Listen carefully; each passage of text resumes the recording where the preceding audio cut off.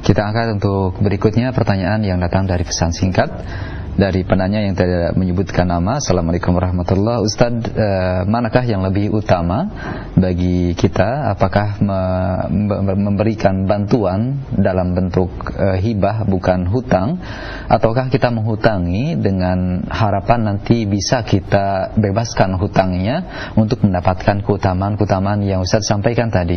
Mohon nasihat dan penjelasannya, Ustadz. Iya. Bismillah, walhamdulillah, wassalatu wassalamu ala rasulillah. Ini pertanyaan menarik para pemirsa yang dirahmati oleh Allah subhanahu wa ta'ala. Perhatikan baik-baik. Pertanyaan ini sangat menarik. Di antara hal yang menarik dari pertanyaan ini adalah bahwa kita akan dihadapi dua keutamaan, ya, pada dua keutamaan. Keutamaan yang pertama yaitu keutamaan menghutangi kemudian kita menunda pembayaran ataupun membebaskan, dapat surga, ya kan begitu. Menghutangi kemudian kita menunda pembayaran orang yang sulit bayar hutang, kemudian atau membebaskan orang yang sulit bayar hutang, kemudian kita dapat surga. Dan keutamaan-keutamaan yang lain dinaungi oleh Allah Subhanahu wa taala, kemudian dimudahkan kesulitan dari kesulitan akhirat. Ini keutamaan. Tapi di sana ada juga keutamaan memberikan sedekah dibandingkan kita menghutangi orang lain. Lihat firman Allah Subhanahu wa taala yang berbunyi wa antasaddaqu khairun lakum in kuntum ta'lamun. Surat Al-Baqarah ayat 280. Ayat ini sebelumnya berbunyi wa in kana dzu usratin fanadhiratun ila maisarah. Jika dalam keadaan sulit maka tunggu sampai dalam keadaan mudah, dan kalian bersedekah itu lebih baik bagi kalian jika kalian tidak mengetahuinya. Nah, kata-kata lebih baik ini menunjukkan bahwasanya sedekah lebih utama dibandingkan kita menghutangi orang lain kemudian kita akhirnya nanti menunda pembayaran orang tersebut ataupun membebaskan hutang orang tersebut, ya. Ini jadi wallahu alam jawabannya adalah lebih baik kita kalau punya kita berikan sedekah kepada mereka, ya, daripada kita menghutangi mereka, ya. Kenapa? Karena khairul lakum tadi. Allah Subhanahu wa taala lebih baik bagi kalian jika kalian mengetahuinya. Kemudian juga para ikhwan yang dirahmati oleh Allah Subhanahu wa taala, perhatikan baik-baik, ada hadis orang yang menghutangi itu utama, menghutangi orang lain itu sangat utama.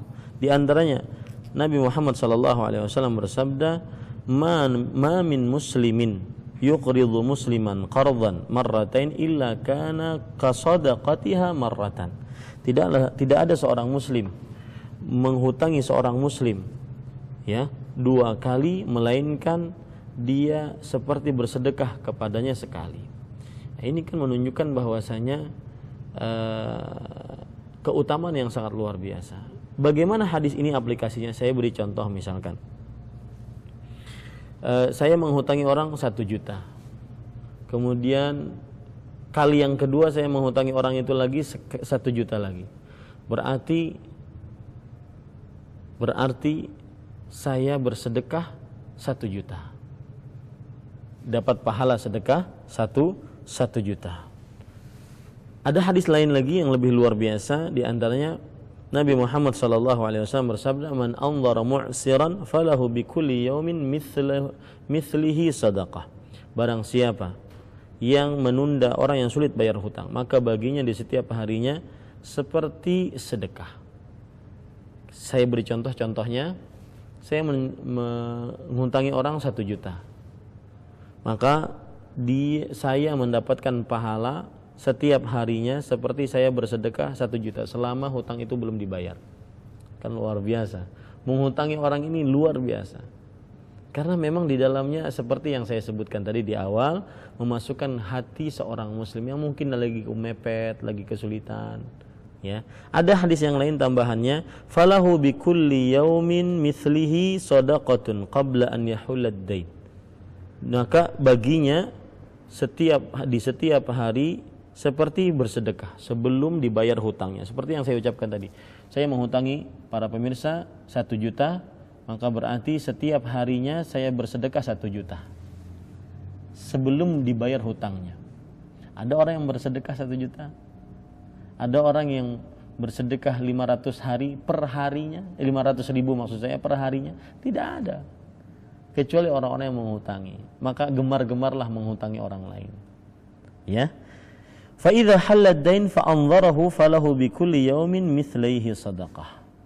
Kalau seandainya batas waktunya sudah datang tapi dia belum dibayar juga, lalu dia tunggu, maka dia akan mendapatkan pahala 2 kali lipat seperti sedekah. Saya beri contoh. Mungkin penjelasan yang pertama tadi agak keliru sedikit. Yang benar seperti ini. Saya berikan uang kepada seseorang sebagai hutang. Batasan waktu 1 bulan. Berarti selama 1 bulan itu saya akan mendapatkan pahala 1 juta. Selama belum sampai batas waktu. Kalau sudah sampai batas waktu saya masih menunggu, ya, kalau mungkin dia sulit saya masih menunggu, maka menjadi setiap harinya 2 juta. Mithlaihi. Ya, 2 kali lipatnya. Setiap harinya saya dianggap bersedekah 2 kali lipat dari hutang yang saya hutangkan kepada orang lain. Subhanallah. Ini luar biasa. Keutamaan sedekah yang sangat luar biasa. Makanya para ikhwah yang dirahmati oleh Allah Subhanahu wa taala, ini adalah keutamaan orang bersedekah. Maka wajar tadi pertanyaan tadi, mana yang lebih utama Ustaz? Kita kasih sedekahkah atau kita hutangi dia? Maka jawabannya tetap pada surat Al-Baqarah ayat 280. Wa antasaddaqu khairul lakum in kuntum ta'lamun. Kalian bersedekah atas orang yang ingin berhutang itu lebih baik bagi kalian jika kalian mengetahuinya. Kata-kata lebih baik ini lebih baik dari apapun yang sudah disebutkan tadi. Wallahu a'lam. Nah. Baik Ustaz, terima kasih jazakallahu khairan atas jawaban dan nasihatnya. Kita masih angkat pertanyaan yang datang dari pesan singkat. Ada pertanyaan dari Pak Jemi di Konawe, Sulawesi Tenggara, yang bertanya, Assalamualaikum warahmatullahi wabarakatuh. Ustaz, saya memiliki teman yang berhutang kepada saya dan saya sudah membebaskan hutangnya tersebut tanpa sepengetahuannya. Kemudian di saat dia mendapatkan rezeki, dia ingin membayar hutangnya tersebut, Ustaz. Pertanyaannya, apakah boleh saya mengambil hutang atau mengambil uangnya? Kemudian pertanyaan berikutnya, apakah membebaskan hutang kita harus menyampaikan ke orang yang berhutang atau boleh tanpa sepengetahuan dari orang yang berhutang tersebut? Mohon penjelasan dan nasihat dari Al-Ustaz. Ya, bismillah, alhamdulillah, wassalatu wassalamu ala rasulillah. Bapak, ibu, saudara-saudari yang dimuliakan oleh Allah Subhanahu wa ta'ala, untuk pembebasan orang yang berhutang kepada kita, maka semestinya kita beritahukan kepada orang yang berhutang agar tidak terjadi permasalahan yang pertama. Jadi karena kita tidak memberitahukan bahwasanya hutang dia kepada kita bebas, maka akhirnya dia membayar.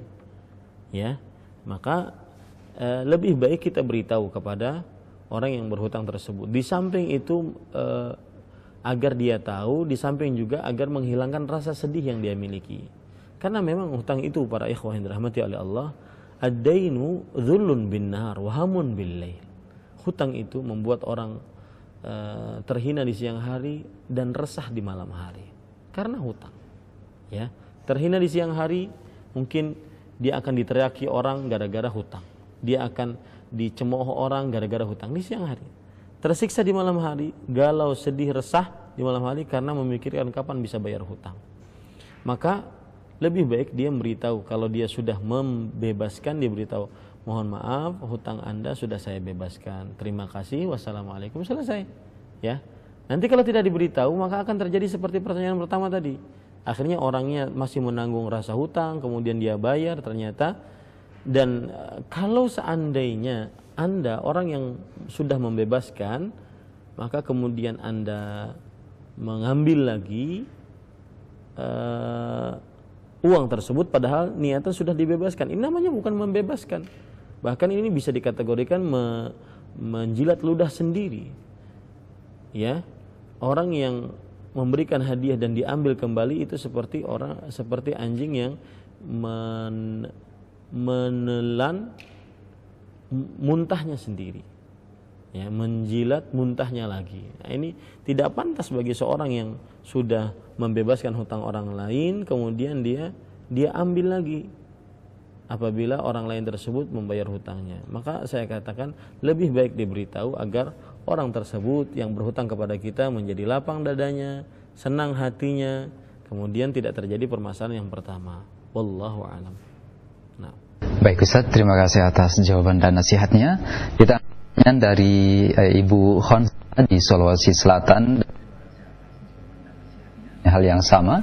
Assalamualaikum warahmatullahi wabarakatuh. Ustaz, bagaimanakah sikap kita terhadap orang yang tidak mau membayar hutangnya pada kita padahal ia sanggup dan mampu untuk membayarnya? Kemudian bagaimanakah sikap kita pula ketika mendapati orang yang hobi berhutang akan tetapi juga sulit untuk melunasi hutang-hutangnya? Terima kasih Ustaz. Ya, bismillah, alhamdulillah, wassalatu wassalamu ala rasulillah. Bapak, Ibu, saudara-saudari yang dimuliakan oleh Allah Subhanahu wa taala, kepada orang yang menghutangi terhadap orang yang berhutang dan sulit bayar hutang, maka saya katakan orang yang menghutangi tersebut mengingatkan kepada orang yang berhutang agar melunasi hutang. Dan diingatkan bahwasanya itu hak-hak yang akan dimintai pertanggungjawaban. Kemudian diingatkan bahwasanya beratnya orang yang berhutang dan tidak mau bayar hutang, seperti tentang hadis-hadis Rasul sallallahu alaihi wasallam, matlul ghani zulmun, artinya menunda-nunda pembayaran bagi orang yang berhutang itu adalah sebuah kezaliman.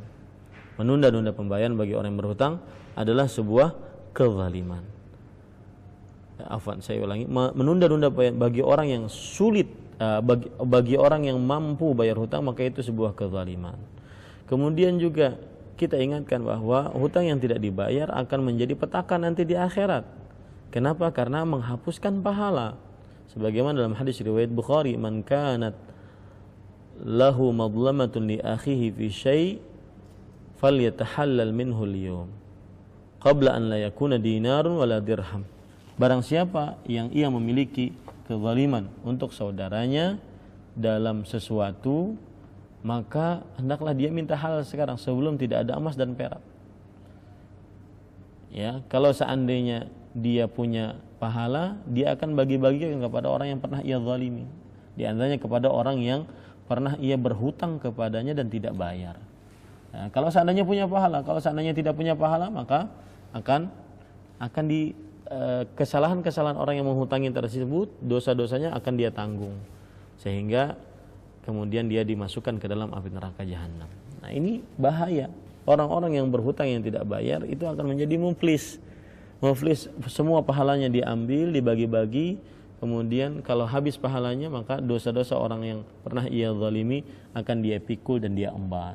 Termasuk di dalamnya adalah orang yang menghutangi orang lain yang tidak mau bayar. Ya. Kemudian juga orang yang menghutangi, hendaknya dia memberikan nasihat kepada orang yang berhutang tetapi tidak mau bayar.